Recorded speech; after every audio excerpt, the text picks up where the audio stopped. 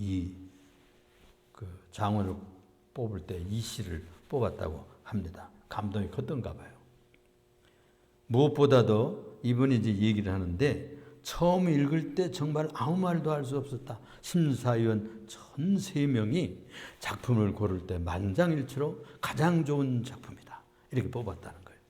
무엇보다도 일기처럼 써내려간 아이의 글씨와 지웠다 썼다 지웠다 썼다 한 이 종이의 원본이 정말 마음 깊이 남았다. 이런 말을 남기고 있어요.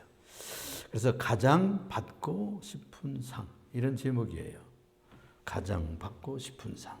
아무것도 하지 않아도 짜증 섞인 투정에도 어김없이 차려지는 당연하게 생각되는 그런 상.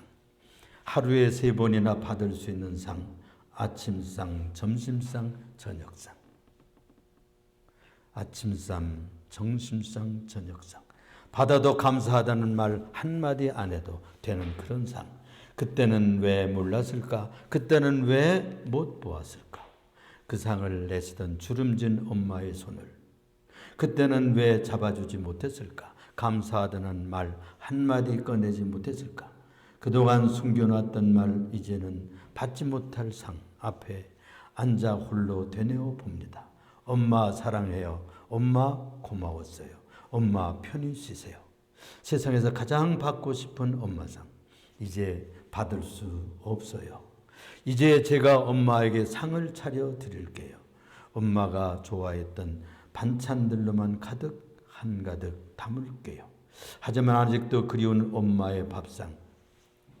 이제 다시 못 받을 세상에서 가장 받고 싶은 울 엄마 얼굴상.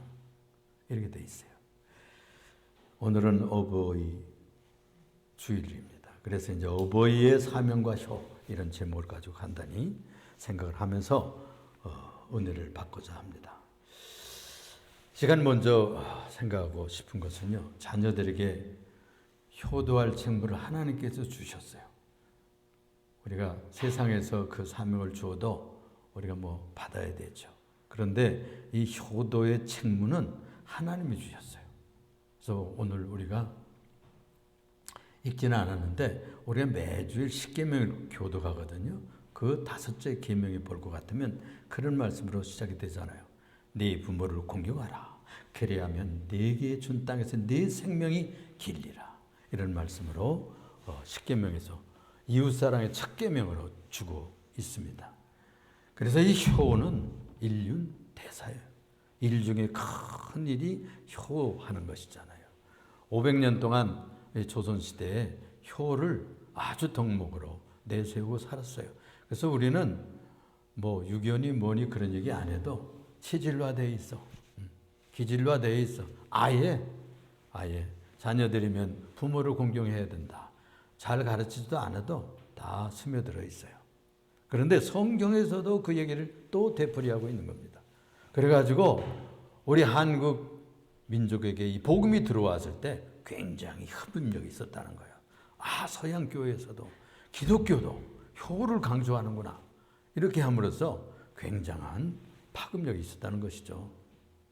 그래서 이 효는 우리 사람으로 태어났으면 누구나 해야 될 덕목입니다. 위로는 하나님을 경외하고 위에 하는 이 하나님을 경외하는 것도 큰 효도에 속해요. 하나님의 자녀로 태어났으면, 그래서 제가 전도할 때 저는 그렇게 얘기합니다. 세상에 태어났으면 하나님 아버지를 섬겨야지. 저는 이제 충청도에서 자랐거든요. 그런데 충청도에서는 그런 걸 더 강조해요. 그래서 제 친구들한테 한 60년이 지난 어느 날에 지난 가을에 국민학교, 중학교, 고등학교 동창들을 만났어요. 그래가지고 제가 목사니까 전도했어요. 그들에게. 뭐라고 전도했느냐? 우리는 다 자녀야. 우리는 하나님의 자식들이야. 그래서 하나님을 경외하지 않으면 그건 불효막심 중에 최고의 불효막심이다. 그래서 세상에 태어났으면 하나님 섬겨야 된다. 그렇게 가르쳤어요. 그러니까 이해가 쉬운가 봐요. 또 뿐만이 아니라 우리의 눈으로 보이지 않는 하나님 아버지를 그렇게 공경해야 될 뿐만이 아니라 육신의 부모, 우리의 몸을 주시고 마음을 주시고 우리들의 목숨을 주신 바로 이 육신의 부모를 그렇게 공경해야 된단 말이에요. 그래서 위로는 하나님 아버지를 섬기고 아래로는 땅에서 우리들의 어머니 아버지, 아버님 어머님을 섬겨야 된다고 하는 것이 우리들의 사명이라고 볼 수가 있는 것입니다. 그래서 10계명에서 1계명에서 4계명은 하나님 아버지를 섬기라는 계명이잖아요. 그리고 5째 계명에서 10째 계명까지는 다 이웃사랑하기를 내 몸과 같이 하여라. 그런 말씀 중에 이웃사랑의 첫걸음이 뭐냐? 부모님 사랑에서부터 시작이 된다는 거예요. 남편 먼저 사랑하고 자식 먼저 사랑하고 그런다지만은 제일 먼저 이웃사랑의 첫걸음이 부모님 사랑이라니까요.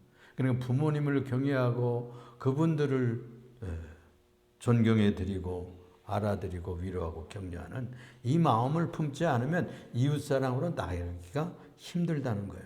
그래서 마귀가 제일 방해하는 것이 뭐냐? 부모님 우습게 여기게 만든다는 거예요.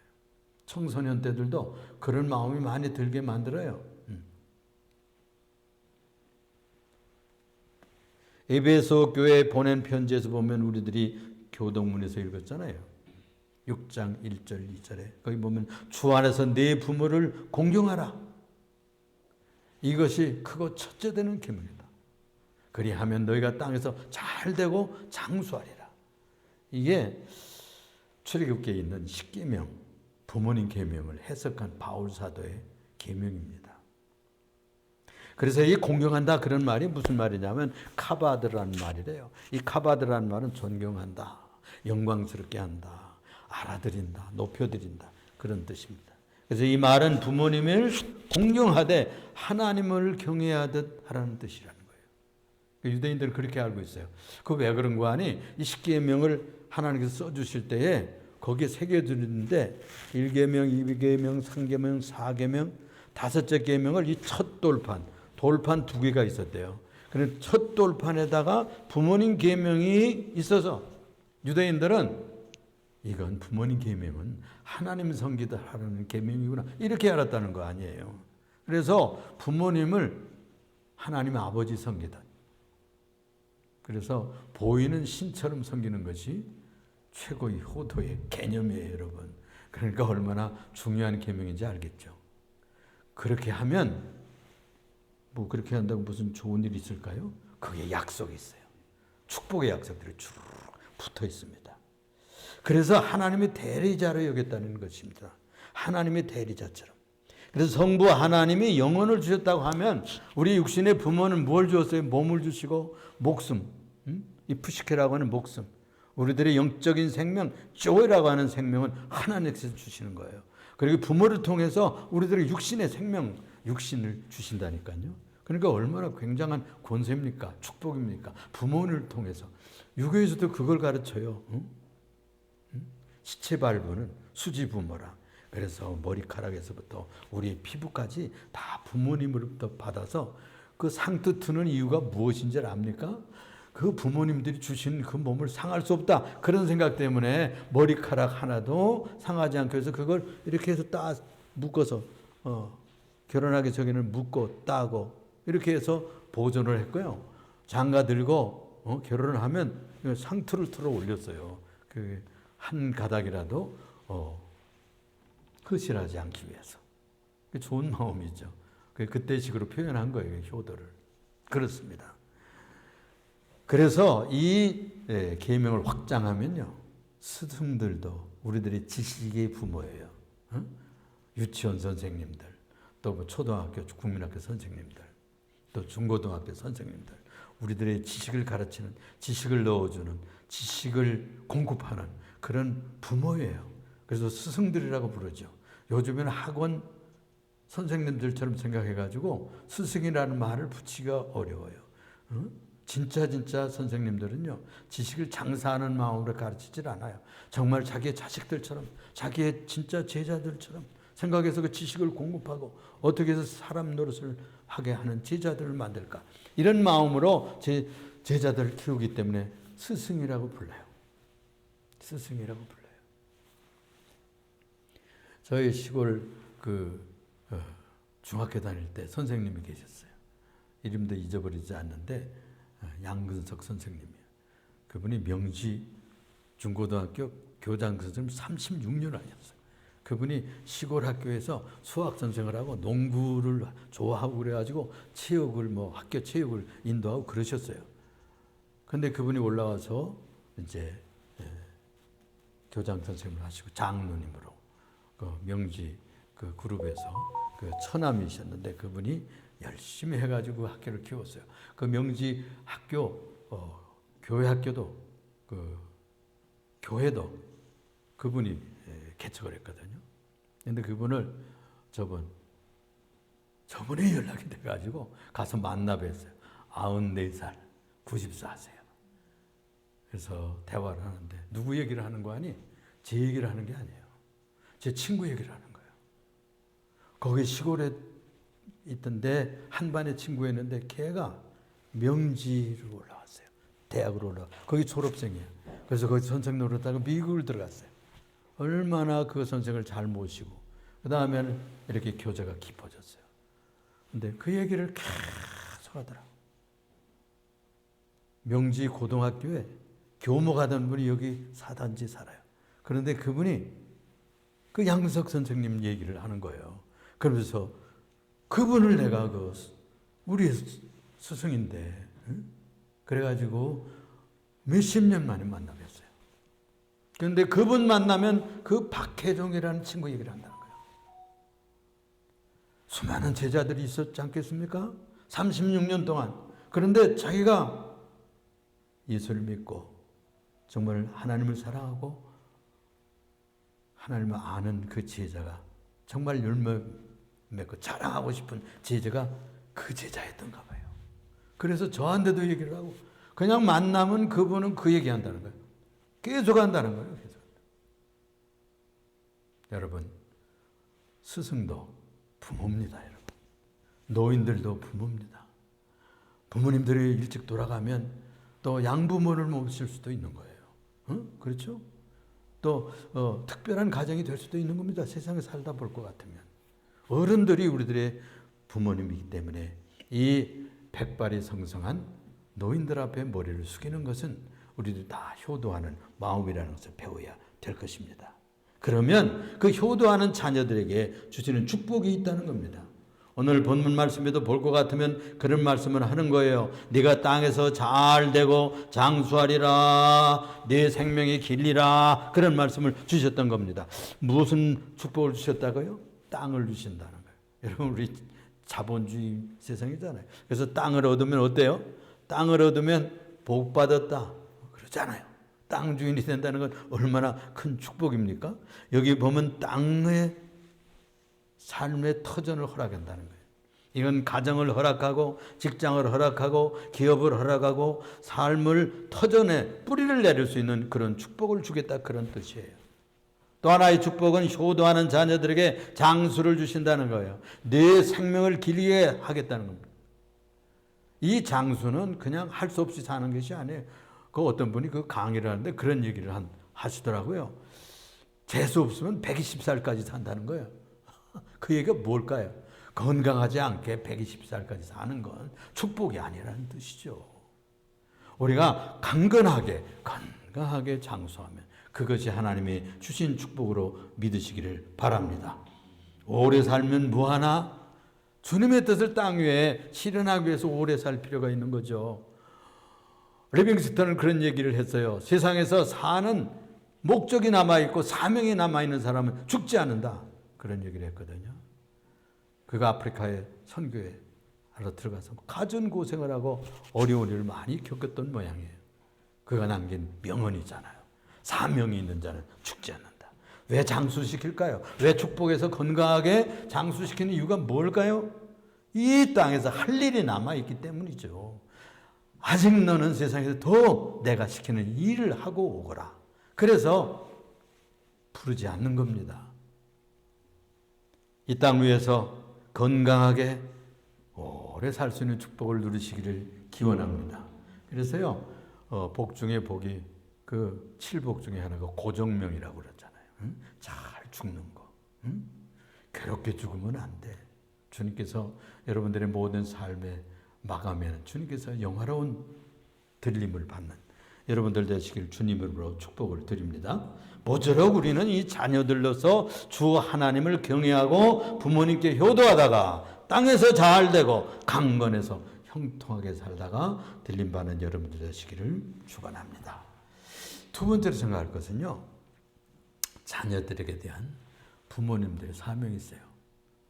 좋은 부모가 되는 것이 우선이에요. 사실은 오늘 주신 말씀이 그 말씀이에요.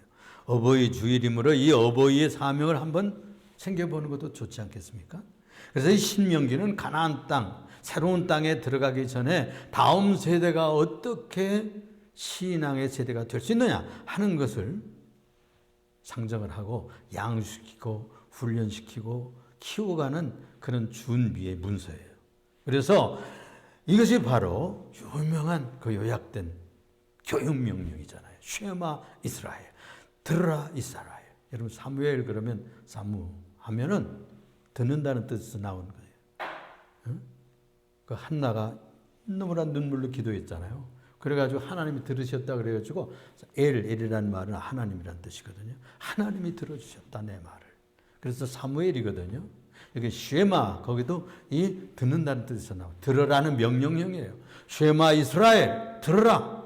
이것만은 너희가 들어야 된다는 뜻이죠. 이제 40년 이제 광야 생활을 마치고 곧 모세는 이제 들림받아 가야 될 것이고, 그리고 이제 다음 세대를 신앙의 바탕을 넘겨가지고 들여보내야 될 터인데 모세에게 준 명령이 바로 오늘의 말씀입니다. 하나님의 정신을 실현할 수 있는 그런 세대를 만들기 위해서 40년 동안 얼마나 혼신의 정열을 쏟고 마음을 쏟고 정신을 쏟고 목숨, 생명까지 쏟아 바치는 그런 삶을 사는 것이 모세의 생애인데 거기에 엉겨 있습니다. 그 뜻이. 지금도 우리들의 다음 세대를 키워가는 부모들에게는 적용할 수 있는 명령입니다. 우리 세상에서 장수해야 될 목적 중에 하나는 뭐냐? 부모들의 존재 의미는 뭐냐? 다음 세대를 키우는 거예요. 다음 세대를 위해서 기도하는 거예요. 다음 세대를 이 대한민국의 미래를 위해서 기도하는 거예요. 다음 세대에 출현할 그들이 어떻게 이 민족교회를 이끌어가고 아직도 풀리지 않는 저 북한 땅에 무너진 2830교회를 다시 재건할 세대가 일어날 것이냐 하는 문제가 한국교회의 중요한 문제입니다. 여러분. 사명입니다. 쉐마 이스라엘, 쉐마 한국교회요. 이렇게 바꿔 읽어도 되는 거예요. 쉐마 새 이스라엘 한국교회요. 신명기 4장 6절 이스라엘아 들으라 우리 하나님 여호와는 오직 유일한 여호와시니 너는 마음을 다하고 뜻을 다하고 그렇죠? 너는 마음을 다하고 뜻을 다하고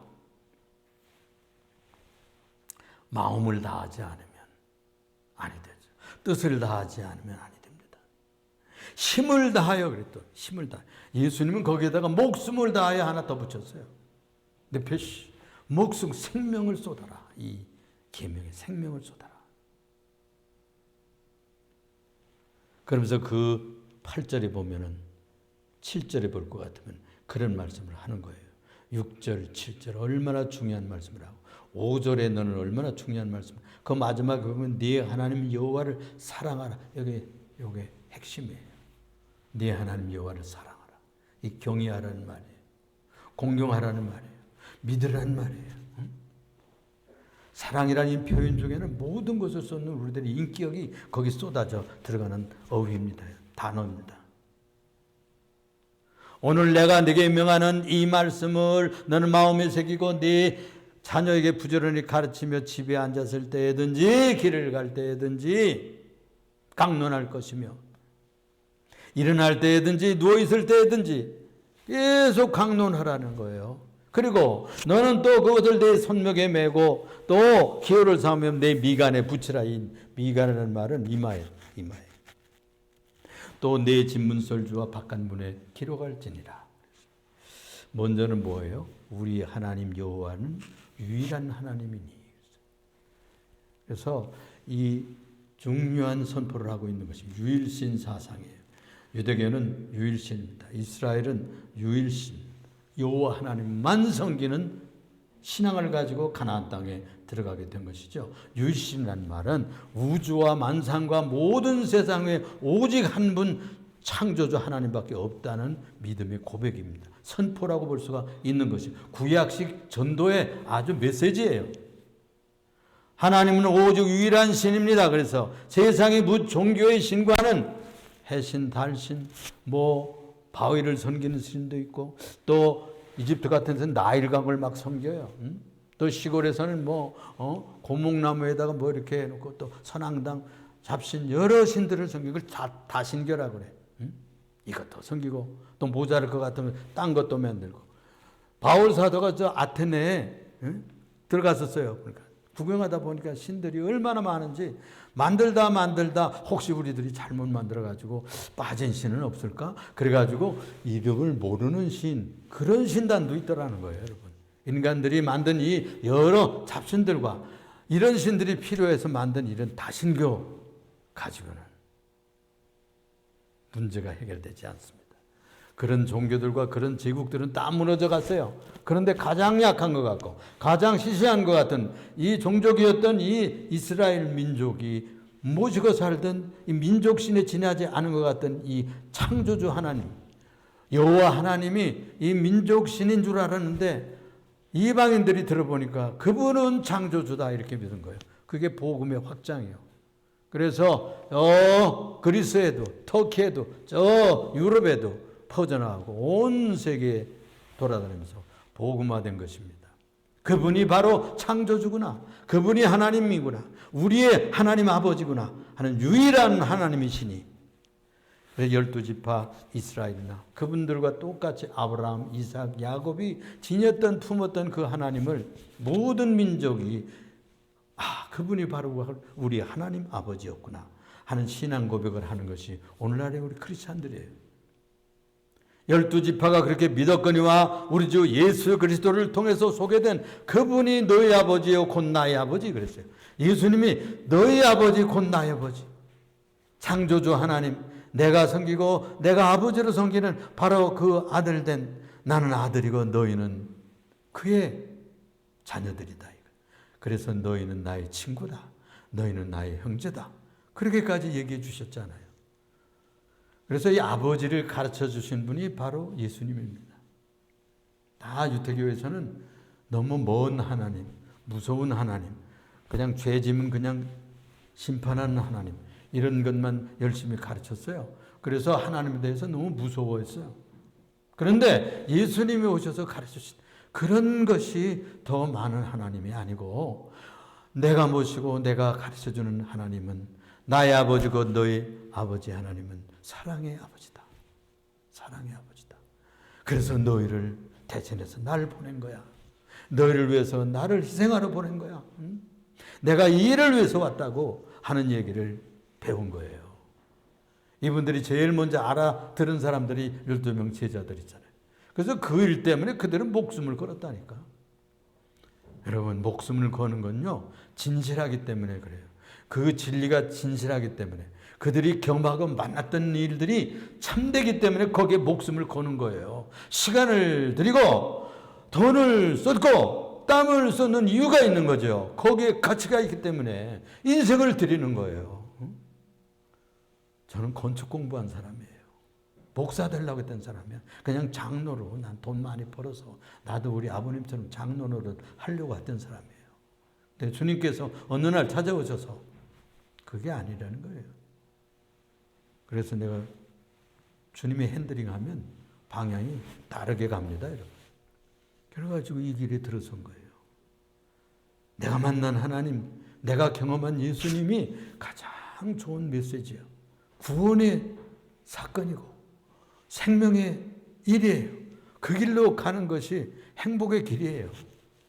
그래서 다른 길로 간 거예요, 제가. 바로 이 복음을 안고 있는 게 성경에서 말하는 아브라함에 지녔던 믿음이에요. 야곱이 그것을 바통받았어요. 이삭이 그것을 바통받았어요. 그래서 그 4대째 내려가니까 두 인물이 나왔잖아요. 요셉이라는 출중한 인물이 나와서 요셉이 나왔어요. 또 하나는 4대쯤 되면 4대쯤 예수 믿으면 괜찮은 사람들이 나와요. 여러분들 가정들은 몇 대째입니까? 주께서 세우시는 멋진 인물들이 나타나기를 축원합니다. 땅에서 잘 되고 장수하면 그래서 인물들이 나오는 거예요. 또 한 가지 여기 이렇게 말씀하고 너는 이 말씀을 내 마음에 새기라. 유일한 하나님이라는 것을 우리 가슴에 새겨야 돼. 세상에 잡신은 없어요. 그건 사람들이 만든 거예요. 아마 있을 것이다. 이렇게 했으면 좋겠지? 그래가지고 만든 거예요. 조각가들, 예술가들이 만들어서 깎아고 돌로 쪼아서 만들어보고 그렇게 한 거예요. 세상 돌아다녀 보면은 세계 만국에 우상들이 가득 채워 있습니다. 그런데 창조주 하나님 눈에 보이지 않는 하나님이에요. 신은 눈에 보이는 분이 아니에요. 영적 존재이기 때문에 예수님의 얼굴은 상상해서 그리는 거죠. 그건 상상해서 옛날에 사진이 있겠어요? 뭐 있겠어요? 또 이 복음서 읽어보고 이렇게 생겼을 것이지 해서 그리는 거예요. 김정남 집사님이라는 제가 서울서 목회할 때 그 집사님이 미술을 잘했어요. 그림을 잘 그렸어요. 우리 집에 그분이 그린 예수님의 그림이 있어요. 한번 놀러 오세요. 그럼 그 사진 보여드릴게요. 그림이 유화. 우리 하나님 눈에 보이지 않는 하나님이지만 창조주입니다. 나를 세상에 보내시고 이 나라와 민족을 계획하시고 통치하시고 이끌어 가시는 인류의 역사를 이끌어 가시는 창조주요 만군의 주 하나님은 줄 믿으셔야 되는 거죠. 그게 바로 유일한 하나님을 믿는 신앙이에요. 그렇게 하려고 하면 가슴에 새겨라. 마음에 새겨라 그랬어요.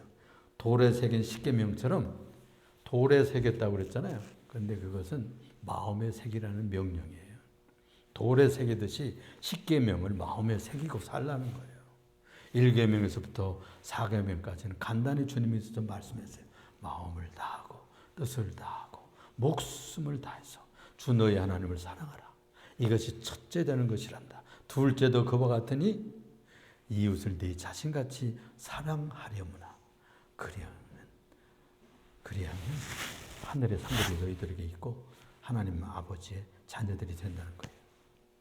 그게 사는 모습이에요. 그것을 가슴에 새기고 살라는 것입니다. 세 번째 여기 보면 이렇게 이 말씀이 요약될 수 있어요. 다음 세대를 가르치려면 마음에 새기는 것이 우선이에요. 자기도 외우지도 않고 가슴에 있지도 않은 그런 말씀을 어떻게 가르칠 수 있겠어요? 자기 마음에 있는 것이 입으로 나옵니다. 가슴에 새겨 있는 거, 절절한 얘기가 나올 수 있는 거예요. 부모님들이 자녀들한테 얘기하는 것은 자기 가슴에 남아있는 것이 나오는 거예요. 새겨 있지 않으면 뭐가 들어가질 않아요. 정보가 너무 많고 재밌는 것이 너무 많은데 엄마 얘기를 듣고 아빠 얘기를 들으려면 가슴에 절절한 얘기가 전달되는 거예요. 그래서 새겨진 것은 가르칠 수 있다 그랬어요. 가슴에 새겨진 신앙, 사상이 있어야 다음 세를 가르칠 수 있어요. 예수님도 가는 곳마다 그래서 복음을 전파하고 제자들을 가르치는데 3년 동안 사실 뭐 했느냐? 큰 무리에게 가르치는 것보다도 사실은 제자들을 가르치는데 3년을 그냥 전심전력했어요. 나는 간다. 나는 가지만 너희가 내 일을 파탄받아야 돼. 그러면서 계속해서 그들의 가슴에 새겨놓고 가르쳤어요. 그래서 안수하는 것도 보고 말씀 전하는 것도 보고 기적 해내는 것도 보고 물 위를 걷는 것도 보고 바람아 바다야 잔잔하라 하는 기적을 행하는 것도 보고 그리고 문둥병을 고치는 것도 보고 말씀 전하는 것도 보고 또 논쟁하면서 바리새인들을 격파하는 이 놀라운 도전적인 정신도 배우고 이렇게 하면서 제자들로 컸거든요. 그래서요 이 12명이 목숨을 걸었어요. 그 중에 한 사람을 실패하고 실패도 있어요. 그래서 다시 딴 사람 한 사람을 보충했죠. 그 사람들은 다 예수님처럼 복음 전하다가 순교했잖아요. 사도 요한 한 사람만 순교보다 더 많은 고난을 했어요. 신앙은 점수 지켜야 됩니다. 내가 믿는 신앙. 저희 가문은 자랑 같아서 미안하지만 손주까지 지금 6대째예요. 저희 증조모가 쇼우드훌이라고 하는 의료 선교사였는데 평양에 왔던 그분한테 받았어요. 그리고 저희들까지 내려왔고 손주까지 좀 내려가고 있어요. 가슴에 절절해야 그게 전달됩니다. 가르쳐야 전달되는 거예요. 그 다음 단계는 어떤 상황에서도 강론하라. 강론이란 말이 뭘까요? 강의하고 논쟁하라 이거예요. 논의하라. 협의해봐라. 너희 죄가 주홍같이 붉을지라도 양털같이 시게 되리라. 눈같이 시게 되리라. 나와 변론하자. 그런 얘기예요. 변론. 이야기해보자. 따져보자. 무엇이 잘못되고 무엇이 잘 됐는지 한번 계산해보자. 한번. 너하고 나 사이에 한번 대화해보자. 다이얼고. 이야기하고 대화하고 이렇게 해야 이게 가슴에 있는 것이 진짜 전달이 되고 체계화된다는 거예요. 그리고 그게 체질화된다는 거예요. 그리고 그것이 기질화되고 습관화될 수 있는 데까지 갈 수 있다는 거죠. 강론하라. 그래서 요즘에 유행하는 것은 헤브르타라고 하는 유대식 교육법인데요. 그게 유대인들은 교육을 그렇게 한다고 그래요. 둘씩 짝져서 붙어가지고 서로 싸우게 만든대. 말로 논쟁하게 만든다는 거예요. 그래가지고 거기서 논리가 개발이 되고 새로운 철학이 출현하게 되고 연구가 나오게 되고 새로운 아이디어들이 많이 나와가지고 유대인들에게서 많은 노벨상 수상자들이 나왔잖아요. 그 이유가 있는 거예요. 연구케 하는 거예요. 그래서 여러분들 많이 들었을 거예요. 한국의 어머니들은 뭘 배우고 선생님 말씀 잘 들어서 이렇게 묻지만 유대인 어머니들은 선생님께 오늘은 무엇을 물었지? 이렇게 묻는다는 거예요. 질문하는 법을 세상에 질문하는 법을 훈련하는 거예요. 질문을 해야 답을 얻을 수 있는 지혜를 얻게 되고 방법을 얻게 되고 논리를 개발하게 되고 과학적인 답을 이렇게 빼낼 수 있다는 것이죠. 그래서 강론하라. 그래서 논쟁시키고 그 케네디 가문이 유명하잖아요. 식탁에서 논쟁시켰잖아요. 논쟁시키고. 그리고 정치인들이 나왔잖아요. 마지막으로 하나는요. 말씀을 기호로 삼으라. 표로 삼으라. 기록하라. 이런 얘기가 나와요. 여기에 이것은 항상 어떤 환경이든지 그저 길을 갈 때든지 그 얘기하고 우리 엄마는 그냥 맨날 잔소리처럼 그냥 이렇게 우리 아빠는 그저 언제나 식탁에서도 그 이야기 그 얘기가 무슨 얘기해야 되겠습니까? 여기서 얘기하는 것이 길을 갈 때든지 잘 때든지 누웠을 때든지 길을 행할 뿐만이 아니라 앉아서 식탁에서든지 그 얘기를 하라는 거예요. 여러분 그렇게 한 얘기들이 무엇입니까? 여기 그 다음에는 온 환경을 말씀으로 더덕더덕 붙이라고 말해요. 그래서 손목에도 매고 이 얘기를 생각하면 저는 시골에서 그 할머니들한테 들은 얘기가 있어요. 장에 가면 옛날에 장에 갈 때는 뭐 이렇게 옛날에 다 메모하고 뭐 써가지고 못 가니까 이렇게 첫째 손에다 실 묶고 둘째 손가락에 실 묶고 실을 묶어가지고 첫째 손가락은 메주 사고 두 번째는 소금 사고 세 번째는 바늘 사고 뭐 손목에다 맨 것은 뭘 사고 뭐 이러고 간다는 거예요. 가가지고선 이거 왜 묶었지? 이거 두 번째는 뭘 묶었지? 이렇게 잊어버린다는 거예요. 이 손목에 매면 무엇을 기억하기 위해서 묶는 거예요. 손목에 매며 그들은 지금도요 말씀의 띠를 만들어 가지고 팔에 묶고 이래요. 또 이마에도 말이에요. 이렇게 여러분들 공부할 때 막 이마에 띠를 묶고 하잖아요. 옛날에 그랬어요. 거기다 이마에다가 이렇게 가죽통에다가 말씀을 부어가지고 여기다 읽고 이렇게 한다니까요. 보수적인 유대인들은 그렇게 그건 이마에 기억하라는 뜻이죠. 이게 전두엽 여기에서 기억하라는 얘기죠. 또 기록해라 해요. 문설주에다 문설주는 문 기둥이잖아요. 거기다 말씀. 옛날에 여러분 그 유교 봄에 써붙이는 문방이 있어요. 봄에 입춘대길 뭐 이런 거 써붙이잖아요. 유교도 그렇게 했다고요. 기독교도 마찬가지예요. 여러분들 말씀이 기록되어 있습니까? 우리 권사님 계셨는데 이문진 권사님 글씨를 잘 썼어. 영락교에서 신앙생활하고 거기서 성가대학 꽃꽂이 참 꽃꽂이를 하던 그 분이었는데 글씨를 잘 써요. 갈볕이라고 한경직 목사님이 갈볕이라는 그 호도 지어 주셨대. 그래가지고 그러면서 말씀을 써가지고 몇 장 주어서 우리 교인들 나눠 가졌잖아요. 저희도 식탁에 그 넣어놓고 있어요. 말씀이 있으면 그걸 읽게 돼요. 문설주의 말씀을 기억하고 또 벽에다가도 말씀을 걸어놓고 또 문 바깥에 벽에다가도 어디다 써붙여라 이거야. 써붙여라 이거. 그만큼 이 사람들은 이 진리의 말씀을 통해 가지고 다음 세대가 말씀의 사람들이 되도록 그렇게 노력했던 것입니다. 그렇습니다. 이 문설주에 기록하라고 하는 이것은 바로 우상 숭배하지 말라는 뜻이에요.